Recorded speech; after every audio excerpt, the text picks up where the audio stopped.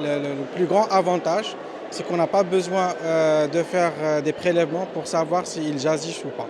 On donne simplement les AOD et pas de contrôle sanguin. Ce qui est très lourd par rapport à l'enfant. Quand on fait des prélèvements sanguins tous les 3 jours pour savoir est-ce que les AVK ont une bonne réponse, et ils donnent ce qu'on veut qu'ils donnent dans la coagulation, alors que les AOD, c'est tu donnes les AOD et tu suis l'enfant en consultation, pas de prélèvement, ni rien du tout.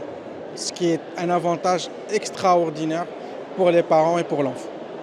Alors, ce qu'il faut savoir qu'actuellement, vous avez 2 molécules qui ont l'autorisation de mise sur le marché pour l'enfant. C'est le dabigatran et c'est le rivaroxaban qu'on utilise fréquemment dans notre consultation, nous.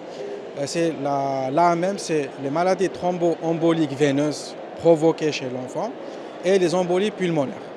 Pour le moment, c'est les 2 principales étiologies pour lesquelles les AOD sont utilisées et c'est le rivaroxaban. Alors, les défis et les objectifs, c'est quoi? C'est les cardiopathies acquises, Kawasaki, cardiomyopathie dilatée, Fontan par exemple, où les AOD sont en train de montrer leur supériorité et non infériorité par rapport aux AVK. Donc c'est un domaine qui va beaucoup nous aider dans la prise en charge. Et des études sont en train de se faire pour avoir cet AMM pédiatrique pour les AOD en pédiatrie. Ce qui se passe, c'est que les AOD ont maintenant leur place dans la prise en charge des thromboses veineuses profondes. Ça, c'est clair, net et précis dans le monde entier, ainsi que l'embolie pulmonaire. Ce qui reste maintenant, c'est que les gens doivent le savoir et doivent l'appliquer. Les formes sirop existent, c'est vrai, mais au début, ils utilisaient surtout le comprimé avec des dosages et une reproduction pharmacologique. Je pense que le principal frein à l'utilisation, c'est nous.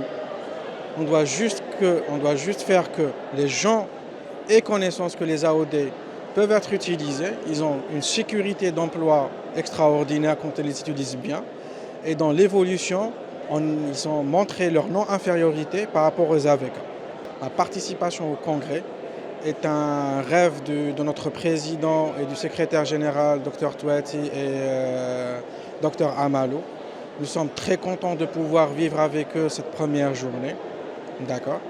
Et comme pédiatre, le simple que j'ai fait pour que les gens sachent que les AOD sont faciles à utiliser et tout ça est un très grand soulagement et fierté parce que l'impact que ça a eu sur les enfants et la famille par rapport à la lourdeur de prise en charge des AVK avant et maintenant avec les AOD, il n'y a pas de mots pour ça.